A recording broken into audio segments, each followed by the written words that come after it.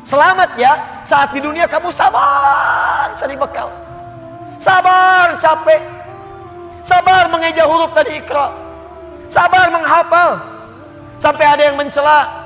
Sabar, orang lain ngejar dunia, Anda ngejar akhirat. Sabar, orang lain cari ini, luaskan rumah, tambah mobil, tambah kendaraan, meninggal gak dibawa, Anda sabar. Saya ngelihat ada ahli Quran tuh, seringkali saya berhadapan dengan ahli Quran tuh dari daerah-daerah, seringkali menangis. Ada yang datang pengen setoran. Anda bisa kebayang nggak, suaminya pekerja mungkin kasar, orang sebutnya kuli, istrinya ngambilin kayu bakar, kadang ke sawah.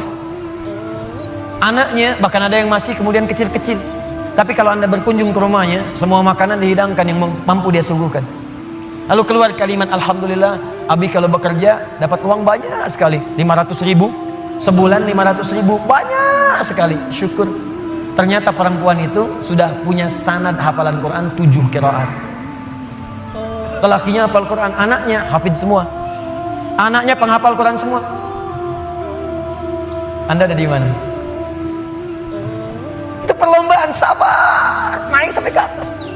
Jadi kalau sekarang sedang capek, nikmati, sabar. Besok kalau meninggal, nggak ada capek lagi. Dan panggilannya sudah tenang kita, karena kerja kita selesai. Mirip begini, ada berita besok gajian tenang kan? Malam tidur enak kan? Orang yang punya bekal itu, dia sabar itu, nanti di akhir sakaratul mautnya, dia tampakkan semua hasil pekerjaannya, sampai hatinya merasa tenang. Jadi nggak terasa, tidur aja. Ya ayat Tuhan nafsul mutmainnah, ditarik, tenang, tidur aja, selesai. Tinggal dia jumpai Allah di akhirat nanti, mendapatkan hasil dari apa yang dia kerjakan. Baiklah, Nabi SAW melewati fase yang kedua, saat wahyu itu belum turun rutin seperti biasanya. Seperti halnya seorang yang sedang merasakan cinta dan kerinduan luar biasa, tentunya ingin selalu mendapatkan kabar, perhatian, dan juga hubungan yang rutin terjadi. Tadi kami contohkan ketika Anda mencintai seorang anak, bahkan itu anak satu-satunya, tapi kemudian sehari tidak ada kabar, 2 hari tidak ada kabar, 3 hari tidak ada berita. Tapi yang paling kemudian memekikkan adalah juga kadang-kadang memekakkan dan memberikan beban lebih berat daripada beban barbel yang diangkat, lebih berat dibandingkan daripada beban besi yang kemudian ditimpakan ke dalam pundak, adalah datangnya orang-orang terdekat yang tidak memberikan solusi. Sudah ada persoalan, tapi dia sibuk kemudian memberatkan masalah yang dimaksudkan. Bahkan hadir celaan-celaan kemudian dari lisannya, sampai mengolok-olok dan mengatakan, sekarang udah ditinggal ya, kayak orang gila aja sendirian, harap-harap sesuatu tapi nggak dapat. Sekarang sudah nggak punya teman ya. Kalau yang bicara orang luar mungkin kita bisa abaikan, karena tidak tiap hari bertemu dia. Tapi kalau yang bicara orang terdekat, bahkan hadir di samping rumah, bahkan punya status keluarga, itu yang beban paling berat dibandingkan dengan beban mengikut barbel. Itu beban paling tinggi, paling kuat dibandingkan dengan diberikannya besi ke atas pundak. Orang yang angkat barbel mungkin seketika bisa diangkat sampai ke kaki terasa beratnya, tapi bisa dilempar, selesai. Tapi kalau ada orang terdekat kemudian mencela Anda, orang terdekat memfitnah Anda, orang terdekat mengolok-olok Anda, orang terdekat menyebarkan aib Anda yang sebetulnya bukan aib pula, itu yang kadang-kadang berat untuk diterima. Di situ kadang kita merasa sedih. Ini yang terjadi keluarganya sendiri. Ini menariknya, tiba kemudian saat situasi itu terjadi di hari yang ketiganya, tiba kemudian Allah langsung turunkan 2 surah sekaligus. Termaktub dalam mushaf urutan 93 dan 94, langsung seketika. Jadi dua-duanya disebutkan satu penjamin, yang keduanya menyebutkan solusi. Bahkan beban itu langsung diisyaratkan seperti tadi kami ungkapkan. Wadduha. Bagian pertama surah 93-nya. Wal laili idza saja. Ma wadda'aka rabbuka wa ma qala. Ketika tadi keluarganya mengatakan inna sahibaka qad qala,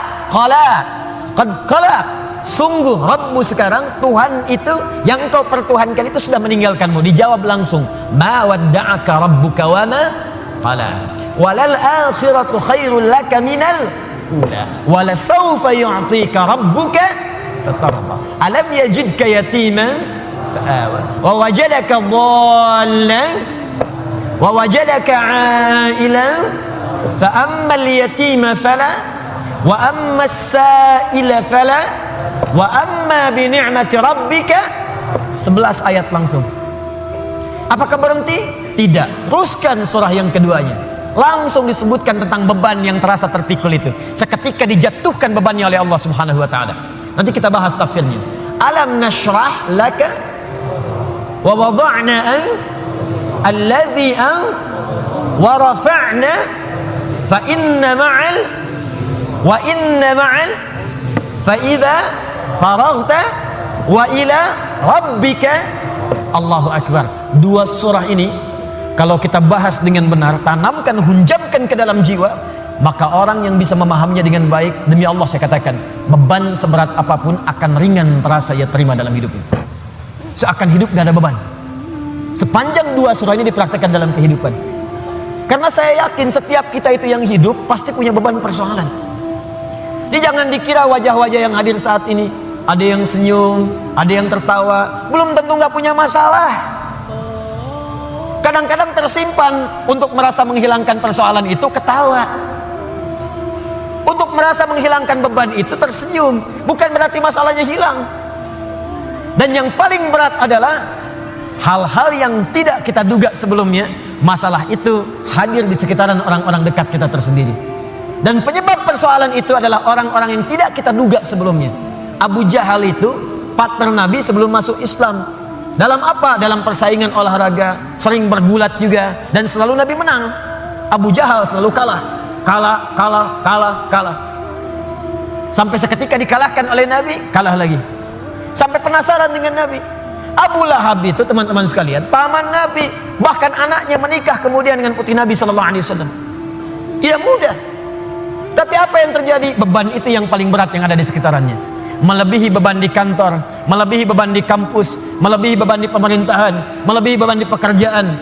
Saya mau tanya pada Anda, Bapak yang kerja di kantor, berat mana? Maaf ya, berat mana menghadapi pekerjaan yang rumit di kantor atau istri yang selalu cerewet? Maaf Bu ya. Atau ibu deh, berat mana menyiapkan masakan dengan suami yang sering marah-marah? Amin. Tidak mudah. Karena itu kalau yang berat saja sudah ringan bagi diri kita, maka yang kecil nggak ada apa-apanya. Yang kecil tidak ada apa-apanya. Dan teman-teman mohon maaf ya, selama kita hidup, fitrah kehidupan itu bersanding dengan ujian dan masalah. Supaya kita dapat pahala. Bukankah dari masalah itu kemudian ada kesabaran? Bukankah karena masalah Anda rajin tahajud? Besok mau ujian di kampus, malamnya tahajud. Silahkan cek. Besok mau promosi jabatan, baru baca Quran. Besok ada proyek mau lelang, baru puasa. Bukankah dengan semua itu bertambah ada motivasi untuk mendekat kepada Allah? Maka demikian pula hidup berbanding lurus dengan persoalan. Dan persoalan diberikan kepada kita bukan untuk memberikan beban, tapi supaya kualitas hidup kita meningkat.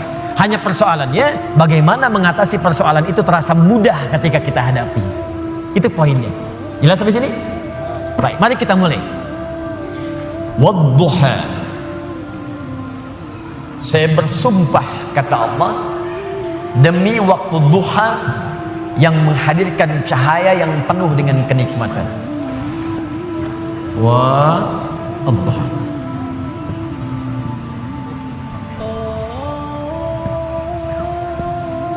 Fokus.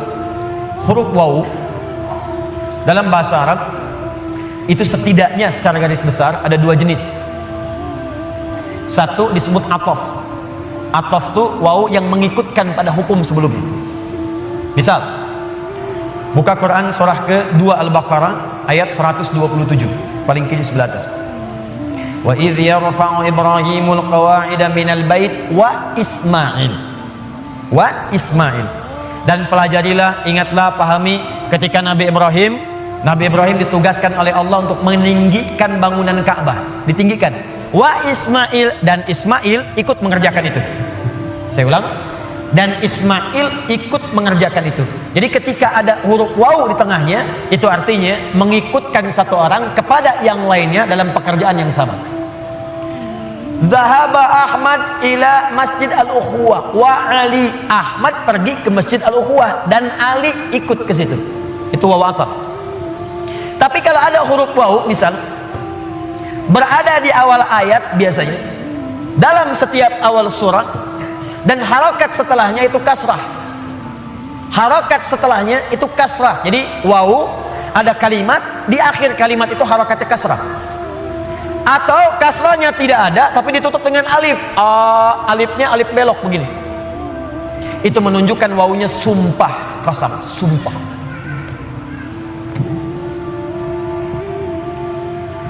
Saya ingin katakan pada Anda, kalau ada orang ragu kemudian saya bersumpah, bukankah sumpah itu bisa membuat dia lebih yakin? Bukankah sumpah itu ditujukan untuk menepis keraguan? Lihat baik-baik, manusia saja bersumpah Anda bisa yakin. Sekarang Allah itu nggak bersumpah pun pasti benar, tapi kemudian dihadirkan sumpah. Kalau Allah sudah bersumpah, itu bukan sekadar ingin menyampaikan kalimat atau informasi, tapi Allah ingin memberikan komitmen dengan sungguh-sungguh dan menanamkannya ke dalam jiwa. Seakan-akan Allah ingin katakan, hei, saya bersumpah ya, saya komitmen, tanamkan pada jiwamu yang paling dalam. Wadduha, demi waktu duha yang cahayanya begitu menyejukkan, menenteramkan. Bukankah kalau waktu duha Anda keluar cahayanya enak? Ya? Nah, sumpah yang pertama ini ada yang memaknai dengan kalimat makna hakiki. Ini bersumpah dengan suasana alam yang sejuk. Tapi ada yang memaknai dengan kalimat majazi, kata kiasan.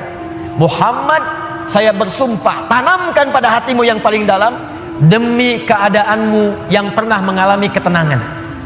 Seperti halnya engkau merasakan cahaya duha. Demi kondisimu yang pernah merasakan sukacita, yang pernah enak, pernah nyaman, gak ada gangguan, persis seperti engkau berjemur dalam suasana duha. Bukankah kalau Anda keluar suasana duha enak?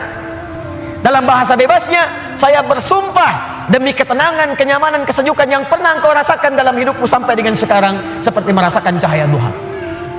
Walaili idza saja. Hati-hati.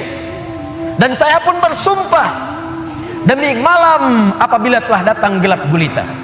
Demi malam apabila nampak gelap sehingga tidak terasa, tidak terlihat apa yang ada di sekitarannya. Ini pun bisa diartikan bahasa kiasan. Walaili idza saja. Maaf, kalau malam gelap itu terus cahaya tidak ada, lilin tidak ada, lampu sudah tidak ada, Anda ada dalam satu ruangan, kira-kira, mohon izin ya, maaf sekali, kira-kira benda-benda sekitaran kita nampak tidak? Tidak. Kalau sudah tidak nampak, bisa nggak menjangkaunya secara cepat? Meraba kan?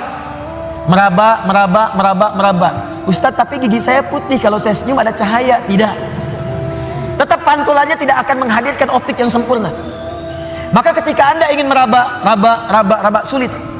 Ada orang, maaf ya, dihadapkan pada sebuah peristiwa, berat peristiwanya, seperti orang berada di tengah malam. Memang suasananya siang, matahari ada, tapi bebannya begitu berat sampai matanya terasa gelap, kayak orang limbung, jalan limbung. Pernah punya masalah di kantor, tiba-tiba baru datang, Anda dipecat. Oh, astagfirullah. Kenapa Pak? Jangan tanya alasannya, pulang saja.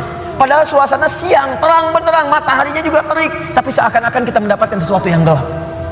Pulang goyang. Ibu tiba-tiba baru nyampe di pengajian, dapat WA. Aku sudah tidak mencintaimu lagi. Wah, kenapa ini? Papa, apa yang terjadi? Apa mah? Ada SMS begini. Itu bukan nomor papa, mungkin salah. Tapi kalau itu benar, gelap. Jadi ada beban-beban tertentu dalam kehidupan yang terasa begitu gelap. Maka muncul kalimat walaili idza saja. Ataupun suasana yang engkau punya beban Muhammad, saking beratnya beban itu, seperti engkau berada di pertengahan malam yang tidak ada cahaya. Sulit berjalan, sulit meraba, sampai ada beban di pundakmu. Ma wadda'aka rabbuka wa ma qala. Tanamkan dalam jiwamu, aku bersumpah, kata Allah, dan ini komitmenku kepadamu.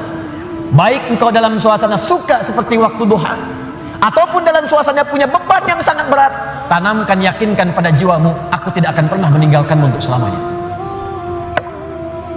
Jangan dengarkan perempuan itu yang berkata, Tuhanmu telah meninggalkanmu. Inna sahibaka qad qala. Dijawab langsung oleh Allah, ma wadda'aka rabbuka wa ma qala. Gak akan pernah Tuhanmu meninggalkanmu, apalagi kemudian menjauhimu. Ini kata para ulama, ini manhaj yang pertama. Bila seseorang dekat dengan Allah dan selalu mendekatkan diri kepada Allah untuk bertakarrub, dekat sampai merasakan kedekatan dengan Allah, maka tidak ada yang paling menyenangkan dan tidak akan pernah merasakan beban dalam hidup kecuali semuanya akan diringankan oleh Allah Subhanahu wa taala. Kecuali semuanya akan terasa ringan karena dia merasa dekat dengan Allah Subhanahu wa taala. Di bahasa singkatnya begini, kalau Anda dekat dengan Allah, baik dalam suasana senang tidak akan melalaikan. Biasa saja karena yang paling tingginya Allah. Dan kalau sedang punya musibah pun tidak akan berpengaruh. Seberat apapun, sepanjang Anda merasa ada Allah, demi Allah saya katakan, semua itu akan terasa ringan. Contoh, maaf ya, Anda sedang punya masalah sekarang, berat rasanya, gak mudah dirasakan. Tapi dalam hati Anda ada keyakinan kepada Allah. Tiba-tiba muncul kalimat, la yukallifullahu nafsan illa. Allah nggak mungkin titipkan beban persoalan kecuali Anda sanggup menjalaninya.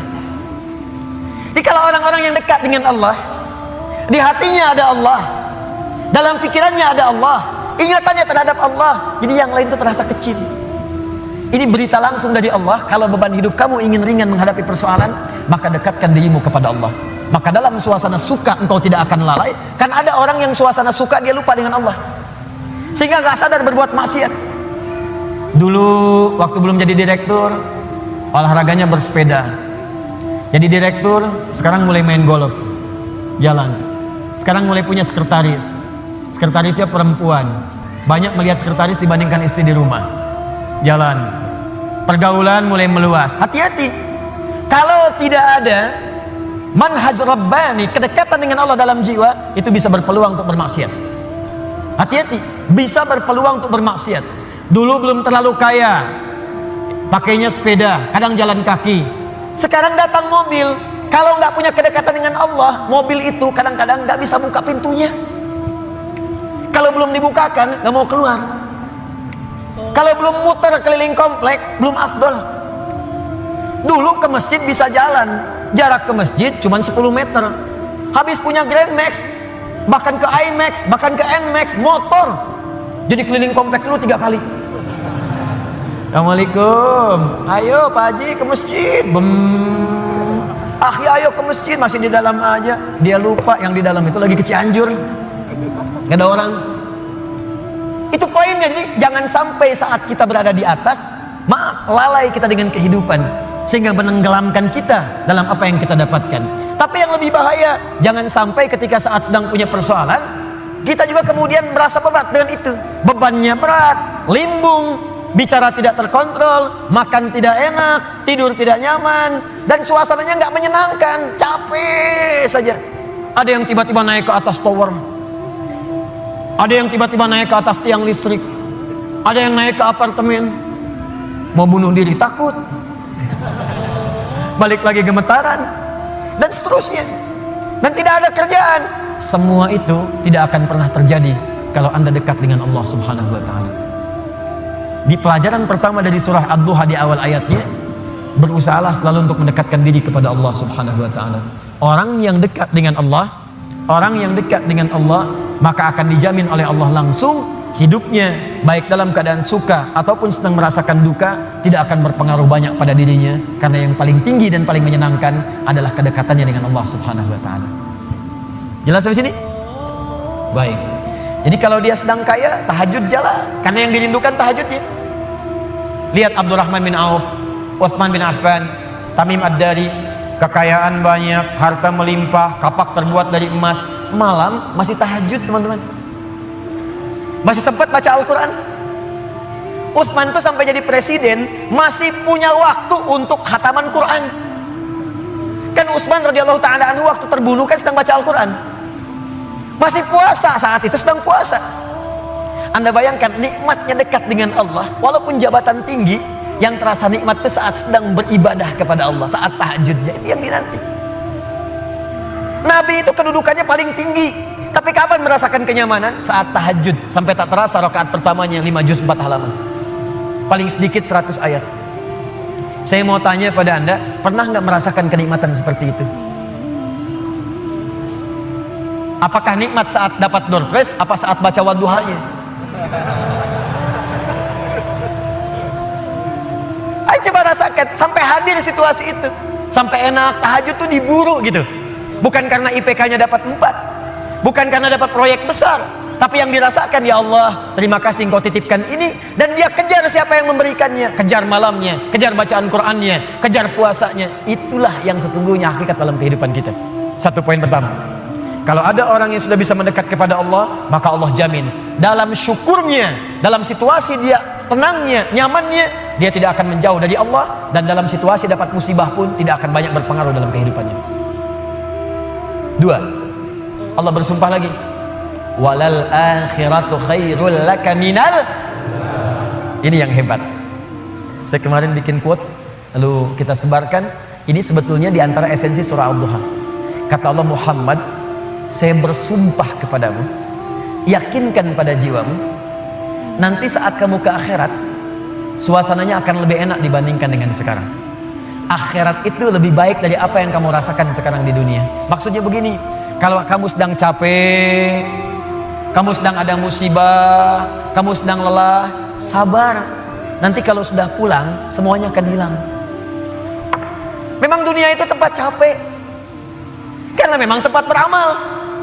Sholat di dunia, kerja di dunia, puasa di dunia, baca Quran di dunia. Kenapa kita kerjakan? Supaya cari bekal untuk pulang ke akhirat.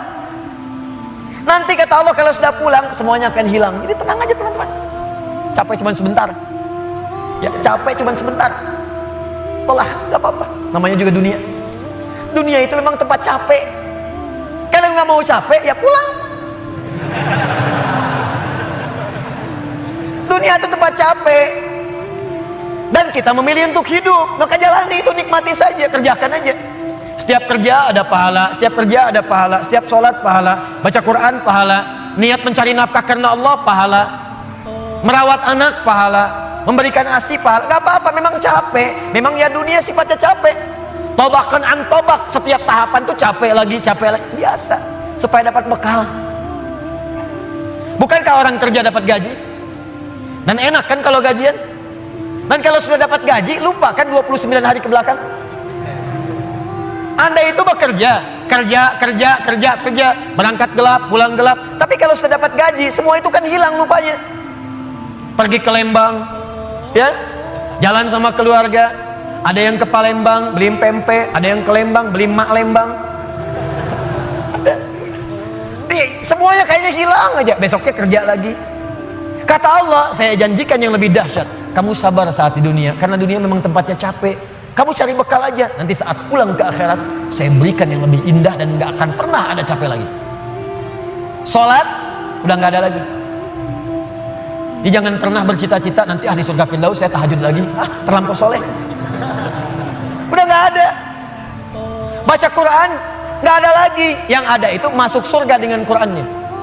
At-Tirmidzi nomor hadis 2915. Dipakaikan di atasnya mahkota, dipakaikan di badannya jubah kehormatan, dipakaikan di tangannya gelang-gelang emas, pakaiannya sutra. Quran surah ke-35 ayat ke-33.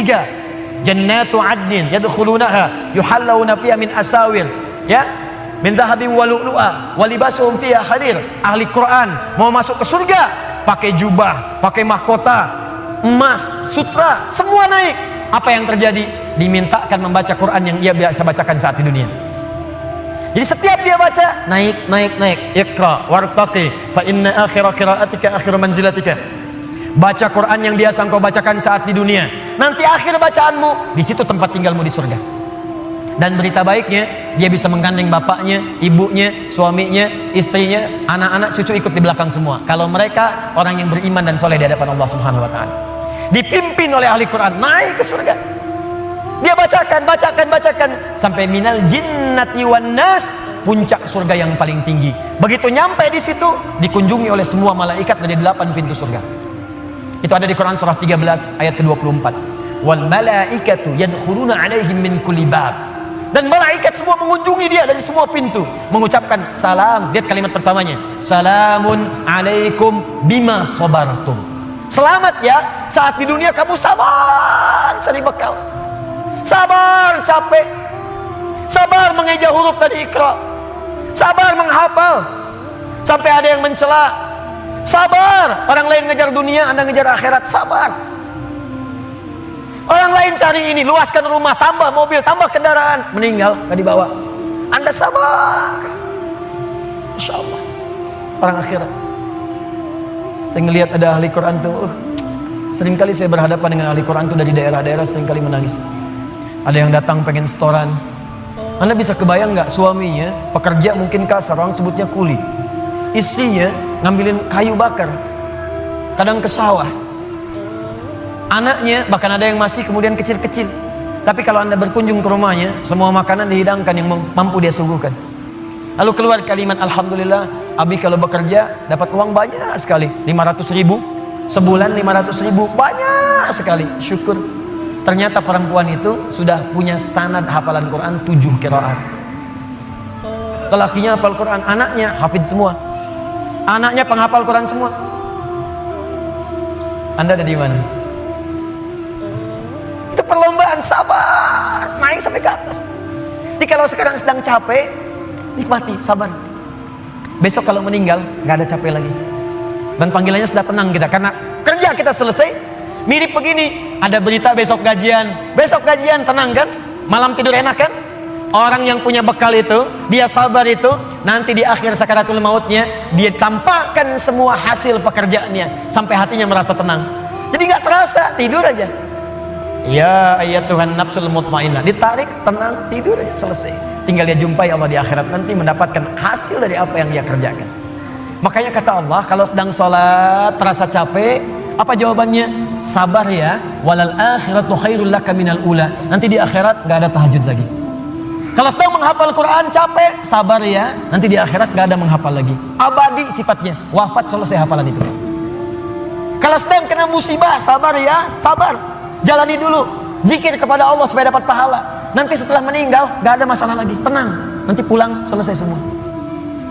Jadi kalau ini kita tanamkan dalam jiwa kita, setiap punya masalah nanti beres kok, insya Allah selesai kok.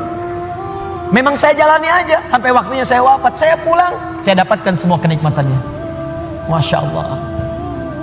Ustadz beneran? Benar, surganya banyak Ustadz, alhamdulillah. Tapi Ustadz, kalau di surga pengen ngerokok, bisa enggak? Ya kalau bisa silakan, ambil apinya di neraka saya.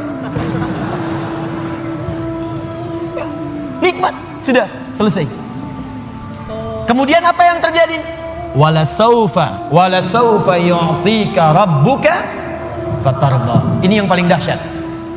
Nanti di akhirat kata Allah, kalau kamu sabar saat di dunia sekarang, Bu, Pak, sabar tahajud, sabar merawat anak, sabar sekolahkan mereka ke pesantren, sabar talaki Al-Quran, sabar berjamaah ke masjid, Anda kerja di pemerintahan, kerja jadi pegawai, ada yang berdagang, ada yang bisnis, sabar. Waktunya sholat, waktunya zakat, sabar. Nanti kata Allah, saat pulang ke akhirat, wala saufa yu'tika rabbuka fatarda. Saya akan berikan semua yang kamu inginkan sampai puas. Kaidah nikmat itu, kaidah nikmat, semua bicara termasuk dalam Al-Quran selama hidup di dunia. Kaidah nikmat itu gak ada yang pernah puas. Saya ulang ya, nikmat itu gak ada yang pernah puas. Contoh, punya sepeda nikmat bukan? Punya motor nikmat tidak? Punya mobil nikmat tidak? Pertanyaan saya, ketika Anda dapat sepeda, apakah merasa cukup dengan sepeda? Kalau sudah dapat sepeda, pengen apa? Sudah dapat motor, pengen apa? Sudah punya mobil, pengen apa? Pesawat. Garasi nggak punya, nerbangin nggak bisa, masih pengen. Belum menikah, pengen apa? Menikah. Sudah menikah, pengen apa? Punya anak. Sudah punya anak, pengen apa? Pengen cucu. Semua terus, jadi nggak ada puasnya. Nikmat itu terus pengen. Nanti di akhirat, kata Allah, nanti di akhirat saya akan berikan kepadamu sampai kamu puas. Sampai Anda mengatakan, ya Allah, cukup ya Allah, puas. Sekarang mah pengen terus, pengen. Nanti puas ya Allah. Cukup puas. Ini semuanya nikmat. Sampai selesai semua. Makanya bersabar, dunia sebentar. Sebentar mas. Besok meninggal, selesai masalah. Mau besok meninggal? Susah. Sabar. Dan alhamdulillahnya nggak ada yang dikasih tahu kapan meninggal. Kalau diberitahu, bisa jadi kita pun nggak semangat. Sebentar lagi Anda akan meninggal.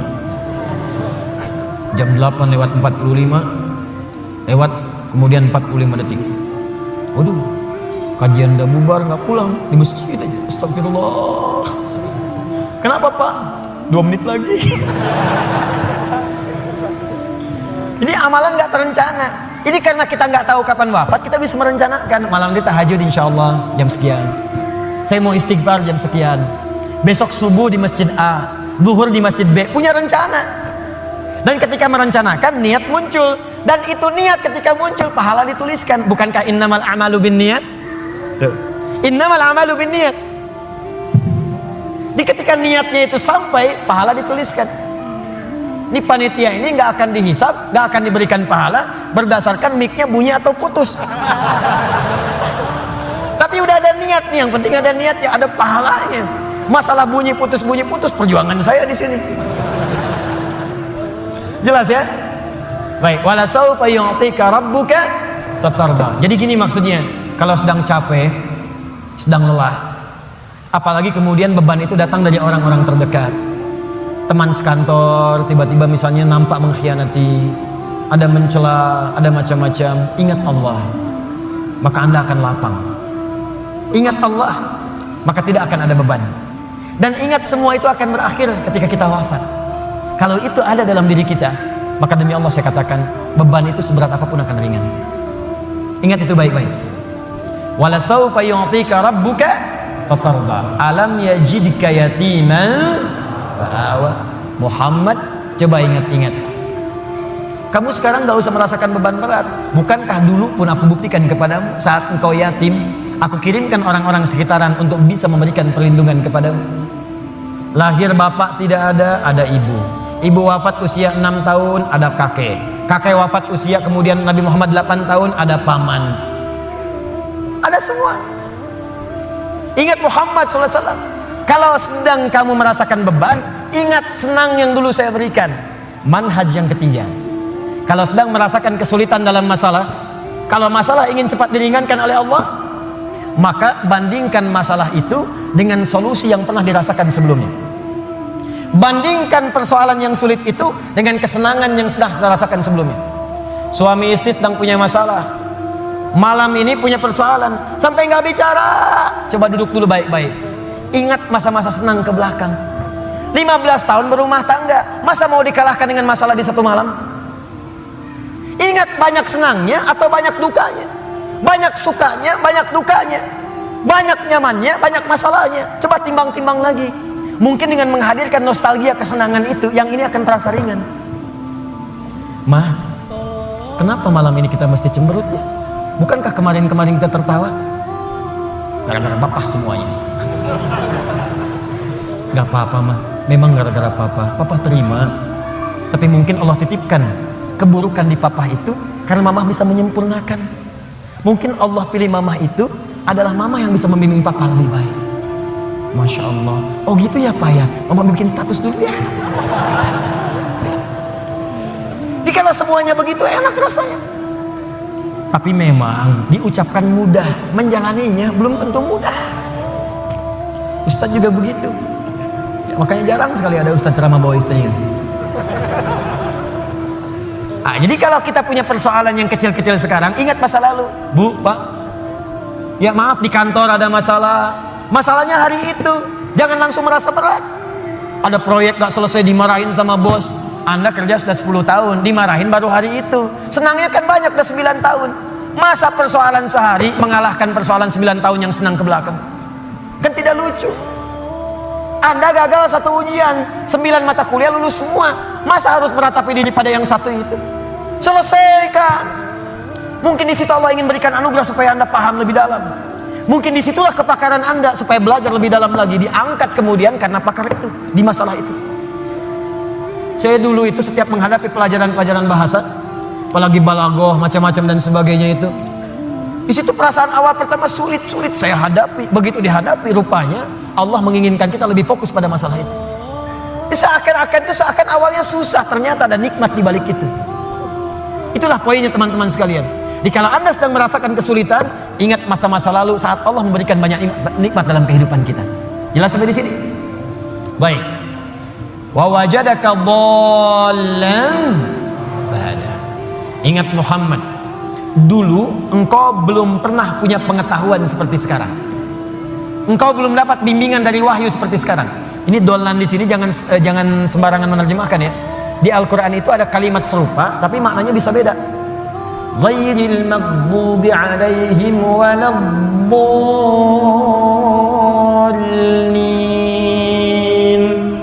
Maghdub yang tercela, maghdub yang terhina, dhalin di situ yang tersesat, tidak mendapatkan petunjuk Allah. Tapi kalau di surah Wadduha itu jangan diartikan tersesat. Bukan tidak mendapatkan petunjuk Allah, artinya yang belum mendapatkan bimbingan wahyu dari Allah Subhanahu wa taala. Bukankah dulu belum turun wahyu kepadamu? Bukankah dulu belum turun ayat-ayat Quran kepadamu yang membuat engkau semakin tenang sekarang? Lalu setelah itu fahada, datanglah kemudian ayat-ayat itu. Hada itu kata kerja, kata bendanya hudan. Al-Quran disebut dalam Al-Quran dengan nama hudan. Dzalikal kitabu la raiba fi hudan syahrul ramadhan alladzi unzila fihi al-Quran hudan linnas. Hudan. Wajadaka dhallan fahada. Muhammad, dulu kamu belum punya pengetahuan, sekarang dapat ilmu. Dulu kamu belum dapat bimbingan wahyu, sekarang dapat wahyu. Maksudnya apa? Ingat-ingat Muhammad, sekarang saat kamu dapat beban seperti ini, jangan cepat banyak menyesali, karena banyak nikmat Allah yang lain yang bisa kamu hadirkan. Nikmat pengetahuan, nikmat kesehatan, nikmat mendapatkan bimbingan. Nah ini pun Bu, Pak, penting untuk disadari. Kalau sedang merasakan sulit di satu nikmat, maka ingat nikmat-nikmat yang lainnya. Misal, maaf ya, Ustadz saya diponis oleh dokter, jantung saya sakit Ustaz. Jantung kan sakit, tapi kan otak masih sehat, telinga masih sehat, lisan masih sehat, mata masih sehat. Salahnya manusia kadang-kadang mengaitkan penyakit dengan kematian. Teori wafat itu nggak butuh penyakit. Wafat itu kalau ajal tiba langsung wafat, nggak ada penyakit pun wafat. Banyak orang sehat wafat, banyak orang sakit bahkan sampai koma belum nyampe titik. Banyak orang sakit di rumah sakit, tapi yang meninggal bisa yang sehat duluan. Karena kaidah untuk wafat itu bukan penyakit, ajal tiba, la yastakhiruna sa'atan wa la yastaqdimun. Quran surah 7 ayat 34. Ini kesalahan manusia tuh kadang begitu. Divonis cancer stadium 4, waktunya tinggal sebulan lagi, nggak akan nyampe kalau belum nyampe. Nggak akan wafat kalau belum wafat. Nih saya kasih kisah nyata ya, ini nyata betulan. Ada orang divonis sudah berat nih, penyakitnya dalam, sampai dokternya mengatakan ini nggak akan tahan daripada 2 pekan secara medis. Orang ini mau berangkat haji, udah muntah-muntah, udah macam-macam, dia paksakan berangkat. Sampai dia bawa bekal, nggak apa-apa lah. Ini pakaian ihram saya, ini kisah nyata, sekalian jadi kafan saya. Berangkat ke sana, bahkan keluarga sudah melepas dengan segalanya, kalau wafat nanti di tanah suci. Apa yang terjadi? Sampai di sana berangkat haji, tawaf muntah darah. Berangkat lagi. Tawaf pertama kan umrah tuh, tawaf kudum, selesai. Sampai kemudian masuk wukuf di Arafah, sudah sepekan. Berjalan lagi. Lontar jumrah, naik sampai puncaknya pun teman-teman. Dalam hal mabit saja di Muna, mabit di Muna, orang bisa ngambil nafar awal. Kalau sakit nafar awal, bahkan ada yang ditanduk selesai pulang. Ini tidak, sampai diselesaikan nafar akhir 3 hari. Tanpa sadar sudah lewat 2 pekan di Mekah, masih sehat. 3 pekan makin merasa enak, pulang ke tanah air lebih daripada 25 hari pulang. Apa yang terjadi? Dicek lagi di dokter, ternyata penyakitnya hilang. Haji pulang penyakit hilang. Tiba-tiba bisa jogging, lari lagi di alun-alun, lari. Yang paling menyedihkan dan yang paling menggelikan, dokter yang memvonis Anda tinggal 2 pekan meninggal duluan. Dokter yang memvonis paling 2 pekan Pak, dianya meninggal duluan. Anda bisa bayangkan. Hati-hati Mas. Saya mah masih muda. Itu tuh yang banyak ubanan, udah bau tanah. Situ bau tanah, sini bau kuburan.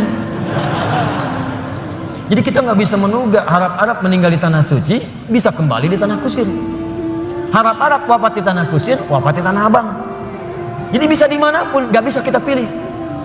Karena itu kita diajarkan oleh Allah Subhanahu Wa Taala, hati-hati. Kalau kita mendapatkan merasa kurang di satu nikmat, maka segera evaluasi diri. Barangkali nikmat yang lain lebih banyak yang pernah kita dapatkan. Apakah kita hanya akan jauh dari Allah hanya karena satu yang kita rasakan itu? Sementara Allah berikan banyak kepada kita. Nah ini pelajaran penting juga. Awas, awas. Karena ini nanti terkait nanti dengan hal-hal penting. Ada yatim, ada yang lain, ada peminta, ada yang lainnya. Perhatikan baik-baik. Fokus baik-baik. Jangan sampai hubungan Anda pun dengan orang. Karena ayat ini punya hablum minan nas, hablum minallah. Hablum minallah vertikal, hablum minan nas horizontal.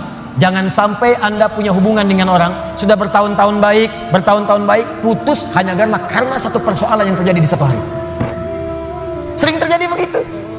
Anda nggak sadar, bertahun-tahun berteman, bertahun-tahun berkolega, bertahun-tahun bertetangga, di pemerintahan, di jabatan, di harta benda, di macam-macam. Cuman gara-gara satu persoalan lupa dengan kebaikan yang pernah terjadi di masa-masa lalu. Kalau itu terjadi dalam hidup Anda, maka Anda sedang dikuasai oleh setan. Anda sedang jauh dari Allah. Karena ayatnya mengatakan orang yang dekat dengan Allah tidak akan dipengaruhi oleh persoalan-persoalan yang tiba seketika, dan dia tidak akan melupakan kebaikan-kebaikan yang pernah terjadi di masa lalu. Lawan dari Allah itu tagut. Tagut terbesar itu setan. Allahu waliyul ladzina amanu yukhrijuhum minadh dhulumati ilan nur wal ladzina kafaru awliya'uhumut taghut. Tagut terbesar setan. Jelas sampai sini? Awas, hati-hati, kasusnya banyak terjadi. Banyak terjadi di pemerintahan karena masalah persaingan. Sudah lama tiba-tiba sehari nggak sahabatan lagi. Di perdagangan karena masalah proyek satu, padahal sahabatan karena proyek satu, tiba-tiba jadi musuh yang sangat dalam. Bertetangga sudah puluhan tahun gara-gara pohon mangga, buahnya di si A, ya maaf, pohonnya di si B, buahannya ke si A, jatuhnya ke si A melulu, ribut nggak selesai. Ada kejadian begitu? Banyak. Kalau Anda dekat dengan Allah, Anda akan lapang. Mau mangga silahkan Pak, kalau bisa ambil dengan pohon-pohonnya dari sini. Jelas ya? Baik, kalau sudah seperti itu, maka syukuri semua nikmat tadi. Fa ammal yatima fala taqhar. Muhammad sallallahu alaihi wasallam, dulu kamu pernah yatim, kamu dirawat, maka sekarang syukuri nikmat dengan merawat anak yatim. Nah, ini maksudnya, maaf sekali lagi, tolong hadirkan syukur sesuai dengan nikmat yang telah Allah berikan kepada kita. Contoh, Allah berikan nikmat harta, maka keluarkan syukur itu dalam bentuk harta juga. Rajin bersedekah, rajin berinfak. Ya, Allah berikan nikmat Al-Quran, maka berikan bentuk syukur dengan bentuk Al-Quran juga. Ke masjid imami, ajari murid-murid Quran, buka majlis ta'lim tentang Quran, itu bentuk syukurnya. Di ketika Nabi pernah yatim, dirawat oleh orang lain, kemudian kata Allah, wujudkan bentuk syukurmu dengan merawat anak yatim juga. Fa ammal yatima fala. Maka jika ada anak yatim, sayangi, sayangi, sayangi, sayangi. Wa ammas sa'ila fala tanhar. Kalau ada orang nanya, kamu kan Muhammad, saya berikan ilmu, berikan Al-Quran, berikan wahyu, maka bentuk syukurnya setiap ada orang bertanya tentang ilmu, tentang wahyu, berikan kepadanya. Berikan. Jangan tutupi. Sesuai dengan kadar kelapangannya. Maka itulah prinsipnya, kalau kita ingin bersyukur dan ditambah nikmatnya oleh Allah, setiap diberikan nikmat, maka cepat syukuri nikmat itu sesuai dengan fungsinya. Kalau harta, sedekah. Kalau ilmu, ajarkan. Kalau Quran, tampilkan. Demikian seterusnya. Kalau Anda hidupnya begitu, ringan kita. Terima kasih, terima kasih, terima kasih. Jadilah terima kasih. Enak. Dan gak akan ada beban. Ini saya bingung deh. Kadang-kadang cuman karena rebutan mobil, rebutan motor berkelahi, dua-duanya meninggal. Motornya gak ada yang dapat. Cuman karena rebutan minum, berkelahi, rebutan lahan, Kemarin ada orang rebutan lahan sampai berkelahi, bacok-bacokan, ada yang pakai golok sampai meninggal, sekian wafat, sekian luka. Aduh, ketika meninggal dapat apa? Tanahnya nggak dapat, lahannya nggak dapat, apa yang didapatkan meninggal? Yang dibunuh meninggal, yang membunuh meninggal, dua-duanya wafat, cuman statusnya beda di hadapan Allah. Karena itu jangan berlomba dengan urusan dunia, capek, nggak elit, nggak keren. Wafatnya nggak dapat apa-apa. Setelah itu baru kan bicara kepada diri Anda. Nah, ini bagian terakhir.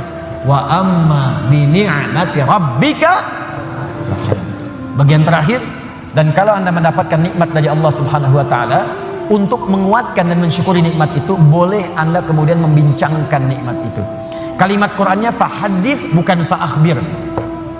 Kalau faakhbir, sampaikan pada orang. Bikin pamflet dari Sabang sampai Merauke.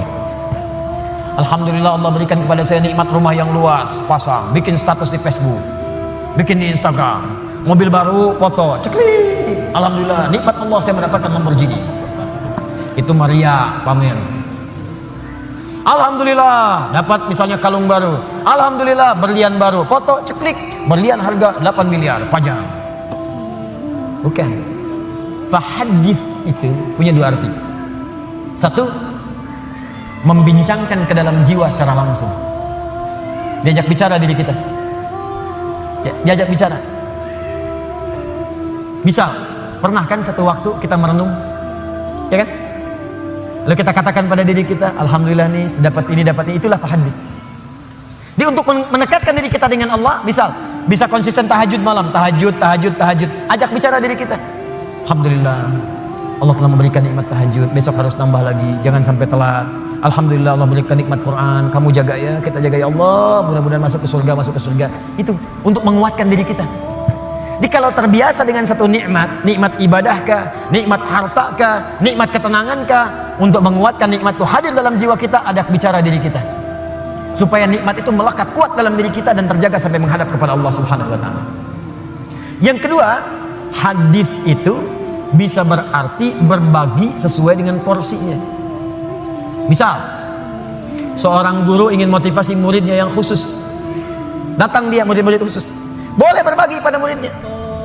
Alhamdulillah, anak-anakku sekalian, murid-muridku, Allah titipkan kepada saya hafalan Quran 30 juz. Yang dihafalkan dalam 6 hari misal. Allah berikan kepada saya sekarang titipan fiqh. Allah berikan titipan saya kepada saya misalnya titipan hadis. Itu tidak ditempuh dengan biasa-biasa.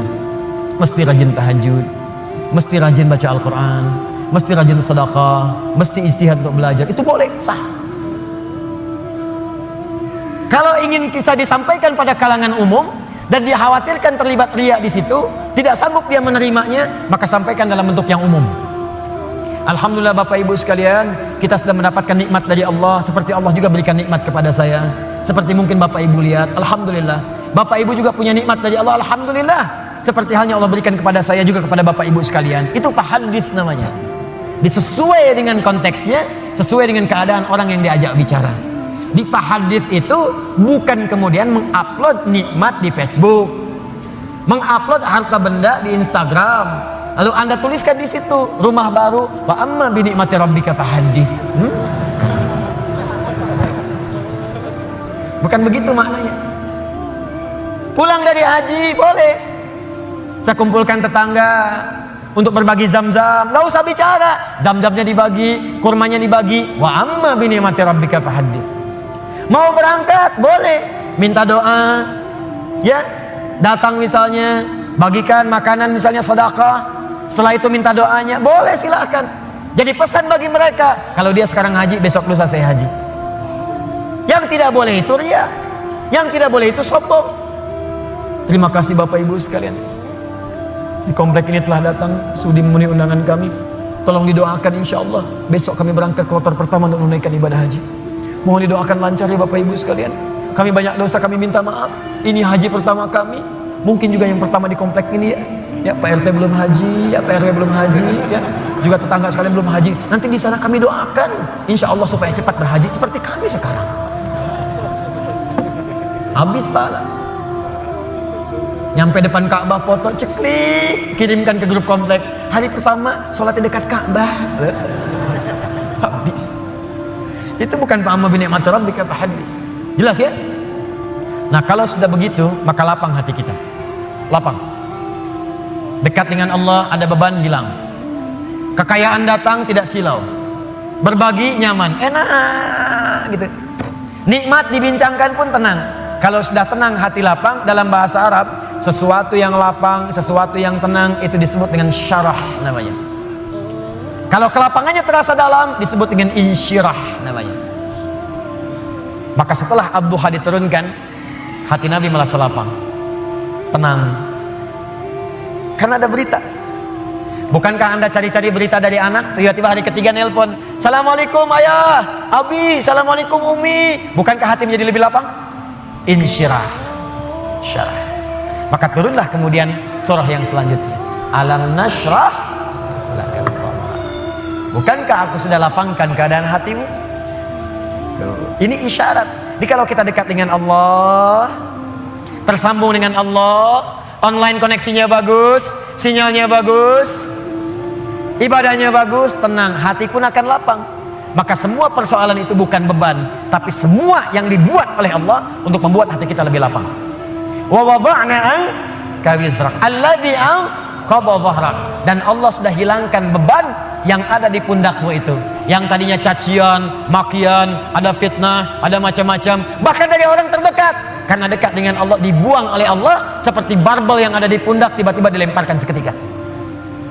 Bukankah atlet angkat berat itu, begitu besinya diangkat, langsung mulutnya kelihatan berubah, wajahnya berubah, naik ke atas.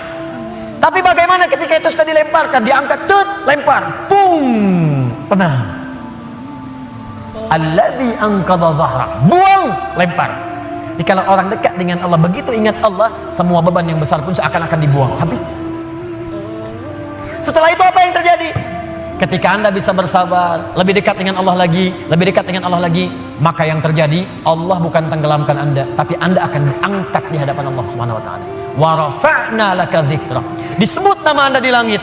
Si fulan, abdi, hambaku. Si fulan, lihat hambaku, hambaku. Diuji dengan musibah seberat apapun, dia tenang saja. Dia dicaci, tidak membalas. Dia dihina, dia bersabar. Bahkan orang terdekatnya mengkhianati, dia sabar. Diangkat derajatnya oleh Allah. Dan satu kali diputar oleh Allah. Ja'al haqq wa zahaqal batil, innal batila kana zahuqa. Satu hari kemudian, terbukalah kemudian yang nyata itu, maka yang buruknya hilang, yang baiknya muncul. Bukankah Yusuf alaihissalam pernah difitnah? Bukankah Yusuf alaihissalam pernah masuk penjara? Bukankah Yusuf alaihissalam pernah masuk ke dalam sumur? Bukankah beliau kemudian pernah disiksa? Bukankah beliau pernah dihujat? Tapi apa yang terjadi? Ketika beliau naik jadi menteri, membebaskan Mesir dari kelaparan, datang kemudian punya jabatan, apa yang terjadi? Ditukar semuanya menjadi baik. Wa rafa'na laka dzikrak, diangkat oleh Allah, dan semua masa-masa suram itu hilang seketika. Sekarang saya tanya pada Anda, tidak pernah ada menyebutkan Nabi Muhammad SAW, bukankah yang terbayang kebaikannya saja? Bukankah yang terbayang ketakwaannya saja? Bukankah yang terbayang kemuliaannya saja? Semua beban ketika sedang sholat ditaruh kotoran di atasnya. Ketika beliau berdakwah dilempari di Taif dengan batu. Ketika kemudian beliau sedang tidur akan diusir, dikepung oleh 100 pemuda. Semua siksaan, semua tantangan. Tapi apa yang terjadi?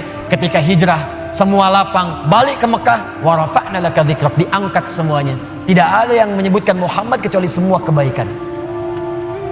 Dan orang-orang sekitarnya kembali menjadi baik. Bagian terakhirnya, kalau Anda ingin mendapatkan ini semua, tidak mudah kata Allah. Bagaimana cara mendekat kepada Allah yang pertama? Maka rumus yang pertamanya, sebelum Anda lakukan dengan pendekatan ibadah kepada Allah, maka Allah berikan rumus cepat. Perhatikan rumus cepatnya. Perhatikan rumus cepatnya. Kalau sedang punya masalah besar, dan masalah itu ingin cepat dibuang dari benak Anda, tidak membebani pikiran Anda, maka keluarkan rumus di dalam kehidupan. Lihat kalimatnya. Inna ma'al, lihat. Alladzi anqadha dhahrak wa rafa'na laka dzikrak. Fa inna ma'al usri yusra. Kalau Anda sedang punya masalah, kata Allah, langsung tanamkan pada jiwa Anda. Kalau perlu berkali-kali, yakinkan pada jiwa Anda, setiap ada masalah pasti ada solusi. Itu cara mengemas kalimatnya. Setiap ada persoalan pasti ada solusinya. Bahasa gampangnya begini, kalau punya masalah langsung hadirkan di benak kita, pasti ada solusinya. Pasti selesai. Nah, orang begitu itu lebih ringan dibandingkan bikin status. Engkau tidak seperti yang aku kira. Rupanya engkau mengkhianatiku di belakangku. Terus nungguin status, disebarin ke orang, capek. Ping, dibaca. Kunaon, Cek?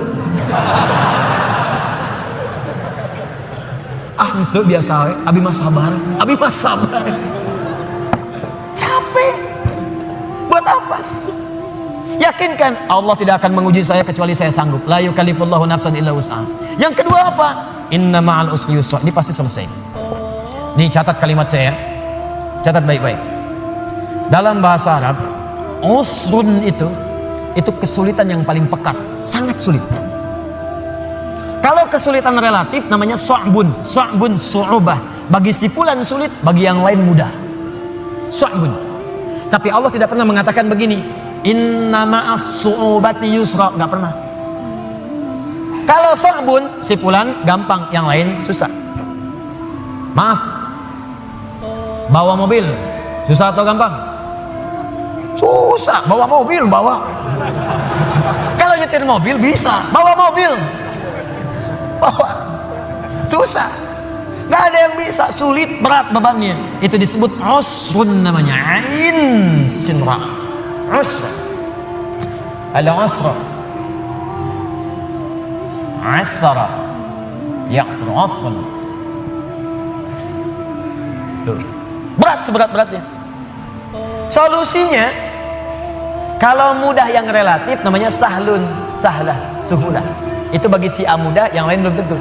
Tapi kalau semua mudah, semudah-mudahnya, seperti minum air, seperti ngangkat sedotan, seperti ngambil tisu. Jangankan orang 50 tahun, anak 5 tahun bisa ngambil. Itu yusrun namanya. Yusrun. Mudah. Orang yang namanya yusrun artinya orang yang mudah, yang ringan, yang gampang. Yusrun, semudah-mudahnya seperti mengangkat tisu. Kata Allah, lihat sini, kalau anda sedang punya masalah seberat apapun usrun, kalau masalah itu ingin diringankan oleh Allah, walaupun solusinya belum datang, maka tanamkan pada hati anda, ini pasti selesai, mudah, seperti mengangkat tisu. Gak ada yang susah bagi Allah. Orang yang dekat dengan Allah, dia tahu semua solusi ada pada Allah. Punya masalah dengan harta, Allah yang maha kaya. Masalah dengan ujian, Allah yang maha mengetahui. Allah yang punya ilmu. Masalah di rumah tangga, Allah yang punya solusi. Semua Allah punya. Apa yang tidak punya bagi Allah? Makanya orang yang dekat dengan Allah, begitu ada persoalan, ingat Allah. Masalah pasti selesai. Kayak ngangkat tisu, bagi Allah gampang. Jadi kalau sedang punya persoalan, Bu, di rumah tangga, nggak usah banyak mengeluh. Ya, walaupun belum datang solusi, sampaikan pada jiwa kita. Insya Allah selesai. Saya yakin itu. Kapan? Terserah Allah. Yang penting saya ikhtiar. Setelah itu ini indah. Fa idza faraghta fansab. Setelah itu move on. Itu bahasa kitanya. Faraghta fansab, move on. Kalau kita udah selesaikan yang ini, siapkan lagi rencana berikutnya. Jangan mati sampai di situ. Jangan berhenti sampai di situ. Apa gara-gara tidak lulus satu mata kuliah Anda ingin keluar dari kampusnya? Apa yang Anda kerjakan? Anda itu lulus 4 mata kuliah, gagal 1. Apa kemudian tiba-tiba ingin meninggalkan kampusnya? Tapi saya kecewa dengan dosennya. Sebetulnya saya lulus, dikasih nilainya malah D. Gara-gara dosen gak suka dengan saya. Buktikan dengan ilmu Anda. Gampang, move on. Kerjakan, sudah, yang sudah berlalu, sudah. Sekarang saya hadapi dengan benar. Gak usah berhenti di situ. Di pekerjaan Anda dicela. Gak benar kamu begini. Buktikan, sekarang saya selesaikan. Fa idza faraghta fansab. Kalau udah selesai yang ini, siapkan yang berikutnya. Setelah itu wa ila rabbika farghab. Jangan lupakan hubungan dengan Allah supaya diringankan apa yang Anda sedang kerjakan itu. Itu rumusnya. Ini memang mudah dibincangkan dan tidak mudah dipraktekkan. Tapi kalau kita jadikan manhaj sebagai acuan, insya Allah akan berpengaruh pada kehidupan. Gak percaya silahkan Anda praktekkan. Keluarkan rumusnya sebagai kesimpulan. Pertama, kalau sedang punya persoalan, yakin Allah akan menolong kita. Yang kedua, ingat baik-baik. Setiap ada persoalan, selalu ada solusinya. Yang ketiga, selalu lapangkan hati kita dalam menerima cobaan apapun. Yang keempat, cepat move on. Kalau ada masalah, selesaikan, hadapi, serahkan semua kepada Allah hasilnya. Setelah itu siapkan rencana-rencana kita berikutnya. Kalau hidup kita begini, kita akan teratur dan tidak akan disibukkan oleh celaan dan tantangan yang hadir dari sekitaran kita. Antum jalan aja. Paham? Ini tuh seperti sederhana, dibaca tiap waktu. Suratnya dibaca saat maghrib, dibaca saat isya. Mana buktinya? Baru baca wadduha, setelah itu sudah mengeluh. Wala sawfa yu'tika rabbuka fatarda, sampai ujungnya wa amma bi ni'mati rabbika fahaddits. Assalamualaikum warahmatullahi wabarakatuh. Assalamualaikum warahmatullahi wabarakatuh. Kenapa akhi? Masalah saya belum selesai. Sabar, terapkan. Jelas sampai di sini? Nah, karena itu kesimpulan dari materi kita malam hari ini, pertama, selalulah mendekat kepada Allah Subhanahu wa taala agar hidup kita lebih mudah. Saya ulang, selalulah mendekat kepada Allah Subhanahu wa taala agar hidup kita lebih mudah. Yakin, Pak? Bu, yakin. Allah itu pencipta kita, Allah yang punya solusi dari semua masalah kita. Anda dekat dengan Pak Wali Kota, pekerjaan Anda mudah di kota. Anda dekat dengan Allah, apa yang tidak mudah bagi Allah? Anda kan kalau keluar dari Bandung sulit juga. Pejabat di kota Bandung masuk kabupaten belum tentu bisa mudah. Pejabat di Jawa Barat masuk ke Sumatera belum tentu mudah. Pejabat di Indonesia masuk ke Afrika belum tentu mudah. Anda dekat dengan Allah, di mana batasan Allah? Gak ada. Dimanapun Anda mudah. Meninggal mudah. Ya ayat Tuhan nafsun mutmainnah, hei jiwa yang tenang, ayo cepat pulang, mudah. Masuk alam kubur mudah. Quran surah 3 ayat 169 sampai 172. Ya. Wala tahsabanna alladziina qutilu fi sabilillahi amwata bal ahya'un 'inda rabbihim yurzaqun. Mudah. Kembali ke Allah hari kiamat mudah. Yauma yub'atsu hayya. Quran surah ke-19 ayat 15. Masuk surga mudah. Mudah. Salamun alaikum bima sabartum. Tinggal masuk. Dekat dengan Allah dimanapun akan terasa mudah. Nah, karena itu PR kita malam hari ini coba susun rencana. Ibadah apa yang bisa kita kerjakan secara mudah supaya kita bisa lebih dekat dengan Allah Subhanahu wa taala. Ibadah apa saja secara bertahap yang bisa kita kerjakan untuk membangun kedekatan dengan Allah. Misal, maaf ya, nggak harus semua dikumpulkan dulu. Keluarkan satu-satu. Anda mau mulai dari sholat dulu. Keluarkan semua bentuk sholat. Sholat sunnahnya, rawatibnya, sholat duhanya, syuruknya. Nanti besok satu-satu mulai kerjakan. Jangan semuanya dulu. Tahajud pengen langsung 11. Memang bangunnya jam 2, sholatnya sampai jam 3, tidur lagi, bangun jam 8. Pakai rumus Nabi, 2 rakaat dulu, witir 1 rakaat. Gitu dulu. Nanti latihan lagi besoknya, latihan puasa. Jangan langsung ke puncaknya dulu. Saya pengen langsung jadi hamba yang paling beriman, puasa Daud. Masya Allah. Senin puasa, Selasa sidar. Rabu puasa, Kamis tidak. Jumat, Sabtu, Ahad, Senin, Selasa, enggak lagi setelahnya. Banyak tidaknya dibandingkan puasanya. Senin dulu. Mulai selama sebulan. Sudah enak tambah Kamis. Mulai sebulan lagi. Sudah enak tambah Ayyamul Bid. Mulai di bulan itu sudah enak puasa Daud. Oh gitu Ustadz ya. 5 waktu dulu ya Ustadz ya. Tambah rawatib. Kalau sudah enak sholat Daud ya Ustadz ya. Apa itu sholat Daud? Subuh sholat, duhur tidak. Asar sholat, maghrib tidak. Tidak. Paham ya? Nah coba latih. Nanti kalau sudah enak semuanya itu akan terasa sendiri. Terasa nikmat. Dunia itu. Saya kadang-kadang suka ketawa sendiri. Lihat orang rebutan jabatan, rebutan mobil, rebutan kendaraan, rebutan kamera, rebutan. Saya suka ketawa sendiri, ngapain? Ntar pulang meninggal juga. Hafat. Pulang bahkan dengan rebutan sendal. Ngapain? Ya ingat ya, saya tekankan nih. Anda mau keluar, kalau mau pikir-pikir ngambil sendal orang, ingat wafat. Wafat. Samping masjid pakai sendal orang, wafat. Ingat tuh. Gak jadi Anda. Gak jadi. Ya, ingat tuh kalau sedang jadi pejabat pengen tanda tangan, ditawarin tuh. Ya, disuruh korupsi, disogok, ingat wafat. Wafat. Begitu mau dikasih, ngasih apa tuh? Ada FIFA. Wafat kamu sekarang. Wafat sekarang. Wafat. Oh, masa sih Pak wafat? Tobat kamu, tobat. Tapi 1 triliun Pak. Gede gening. Ayo istihoroh. Ingat ya, itu poinnya, dekati diri kita dengan Allah. Setelah itu lihat apa yang terjadi, rasakan bedanya, bedakan rasanya. pasti akan terasa bedanya untuk kita semuanya. Saya kira itu dua surah yang kita bahas malam hari ini. Memang surah ini biasa kita bacakan, tapi jarang diamalkan oleh setiap orang-orang yang membacanya. Karena itu dari sini mudah-mudahan kita dikuatkan oleh Allah untuk mengamalkan isinya. Semoga kita dilapangkan hatinya dan saling berbuat baik. Kalau ini dianggap berhasil apa yang saya sampaikan, setelah ini ada kelapangan dalam jiwa kita. Tapi kalau tidak merasakan ada pengaruh, berarti mungkin mohon maaf, bisa jadi Anda yang kurang fokus atau saya yang kurang benar menyampaikan, atau mic-nya yang kurang jelas.